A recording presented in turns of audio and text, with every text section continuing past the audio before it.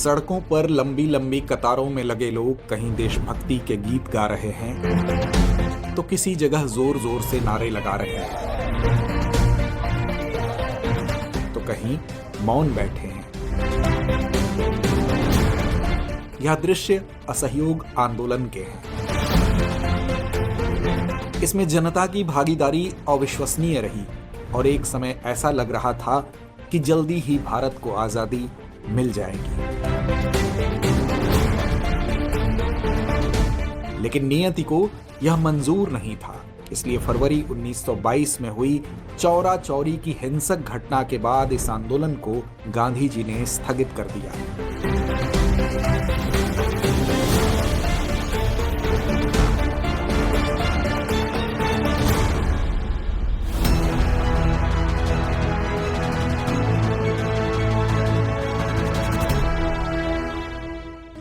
स्वागत है दोस्तों आजादी के अगले भाग में, जहां रूबरू होंगे असहयोग आंदोलन के बाद हुई प्रमुख घटनाओं से लेकर आजादी के सफर तक की यात्रा से, और साथ ही जानेंगे उनसे जुड़े महत्वपूर्ण पहलुओं के बारे में। असहयोग आंदोलन के स्थगन के बाद प्रमुख नेताओं को गिरफ्तार कर लिया गया।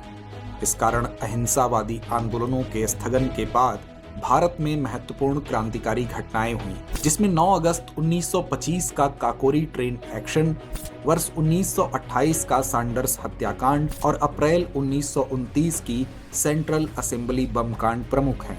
इसके बाद पुनः गांधीवादी आंदोलन की शुरुआत दांडी मार्च से हुई। यह यात्रा महात्मा गांधी के साहस, संकल्प और अहिंसा की अद्भुत मिसाल है। 12 मार्च 1930 की सुबह गांधी जी ने 78 अनुयायियों के साथ अहमदाबाद स्थित साबरमती आश्रम से 241 मील दूर दांडी की यात्रा शुरू की, जिसे सविनय अवज्ञा आंदोलन भी कहा जाता है। इस यात्रा का उद्देश्य ब्रिटिश सरकार के नमक कानून का उल्लंघन कर भारत की स्वतंत्रता के आंदोलन को बल देना था, क्योंकि ब्रिटिश शासन के तहत भारतीयों को अपने ही देश में नमक पर भारी कर देना पड़ता था। गांधी जी ने 6 अप्रैल 1930 को दांडी के तट पर पहुंचकर समुद्र के पानी से नमक बनाकर अहिंसा पूर्वक ब्रिटिश शासन को चुनौती दी। इस यात्रा से स्वतंत्रता संग्राम को एक नई दिशा मिली। इस अहिंसात्मक विरोध ने न केवल भारत में बल्कि दुनिया भर में ब्रिटिश हुकूमत के खिलाफ एक लहर पैदा कर दी। ब्रिटिश सरकार ने इस आंदोलन को दबाने की कोशिश की और 60,000 से अधिक लोगों को गिरफ्तार किया गया। गांधी जी की गिरफ्तारी के बाद भी यह आंदोलन जारी रहा और सरोजिनी नायडू ने धरासना में 2500 लोगों का नेतृत्व किया, जहां अंग्रेजों ने क्रूरता से उन्हें रोकने का प्रयास किया। इस घटना ने ब्रिटिश सरकार को गांधी जी और उनके समर्थकों की ताकत का एहसास कराया। इसके बाद पहली बार अंग्रेजों ने भारतीयों को बराबर का स्थान गोलमेज सम्मेलनों के दौरान प्रदान किया। इन सम्मेलनों की आधारशिला साइमन कमीशन की रिपोर्ट ने रखी थी, जो वर्ष 1930 में प्रकाशित हुई। इसने भारतीयों में आक्रोश उत्पन्न किया, क्योंकि इसमें भारत को डोमिनियन स्टेटस देने का कोई प्रस्ताव नहीं था। इस रिपोर्ट के बाद ब्रिटिश शासन के खिलाफ भारतीय जनता की राय और भी कठोर हो गई। इसके परिणाम स्वरूप वायसराय ने भारत के भविष्य पर चर्चा करने के लिए गोलमेज सम्मेलनों का प्रस्ताव रखा। प्रथम गोलमेज सम्मेलन 12 नवंबर 1930 को लंदन में आयोजित हुआ, लेकिन कांग्रेस ने इसमें भाग नहीं लिया। इसके बाद 5 मार्च 1931 को गांधी इरविन समझौते के बाद कांग्रेस द्वितीय गोलमेज सम्मेलन में शामिल हुई। 7 सितंबर 1931 को हुए इस सम्मेलन में गांधी जी ने भाग लिया, लेकिन ब्रिटिश सरकार ने भारत को डोमिनियन स्टेटस देने से इनकार कर दिया। इससे निराश महात्मा गांधी ने भारत लौटकर सविनय अवज्ञा आंदोलन पुनः शुरू किया, जिस कारण अंग्रेजों ने कांग्रेस को अवैध घोषित कर गांधी जी सहित कई नेताओं को गिरफ्तार कर लिया।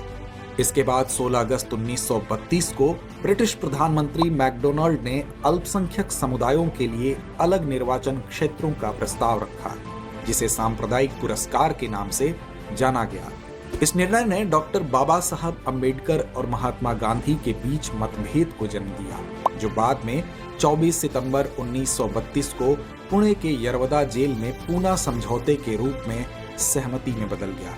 इस समझौते के तहत दलितों के लिए पृथक निर्वाचन की योजना को त्याग दिया गया और इसके स्थान पर उनके लिए प्रांतीय विधानमंडलों में सीटें 71 से बढ़ाकर 147 कर दी गईं, जबकि केंद्रीय विधानमंडल में 18% आरक्षण प्रदान किया गया। और फिर गांधी जी ने जेल से रिहा होने के बाद 7 नवंबर 1933 को हरिजनों के अधिकारों के लिए देशव्यापी यात्रा शुरू की। इस बीच नवंबर 1932 में तीसरा गोलमेज सम्मेलन आयोजित हुआ, लेकिन कांग्रेस ने इसमें भाग नहीं लिया।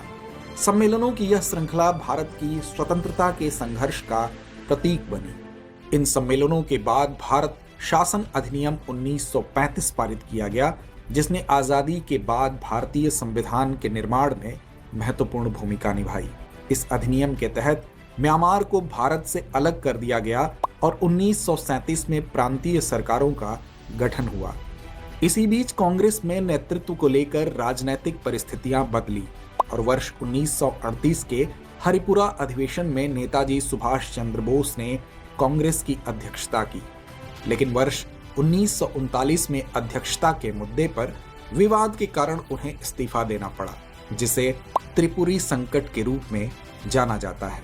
वर्ष 1940 में भारत के लिए अगस्त प्रस्ताव भेजा गया था, जिससे डोमिनियन स्टेटस के मुद्दे पर स्पष्टता नहीं होने के कारण इसे अस्वीकार कर दिया गया।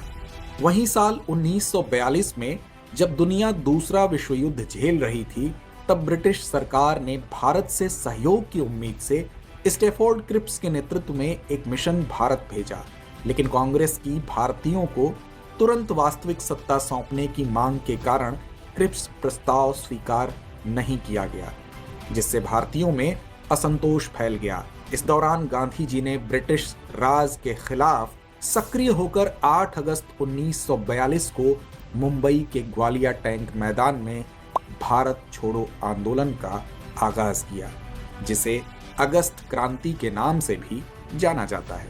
इस आंदोलन में गांधी जी के करो या मरो के नारे ने पूरे देश को स्वतः आंदोलित कर दिया। इस कारण जब आंदोलन के दौरान गांधी जी और अन्य कांग्रेस नेताओं को गिरफ्तार किया गया, तब भी यह आंदोलन चलता रहा। इस आंदोलन में महिलाओं और छात्रों ने महत्वपूर्ण भूमिका निभाई, जिससे सरकारी दमन के बावजूद आंदोलन की तीव्रता बनी रही। इस आंदोलन ने स्पष्ट कर दिया कि भारतीय जनता ब्रिटिश शासन को और बर्दाश्त नहीं करेगी।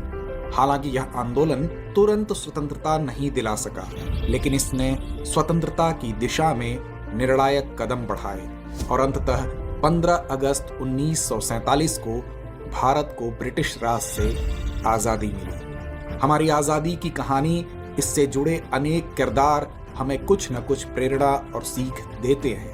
अब हम सब की जिम्मेदारी है कि हम अपने वीर सपूतों के योगदान को पहचानें और स्वतंत्रता संग्राम के आदर्शों पर चलते हुए देश निर्माण में भागीदार बने।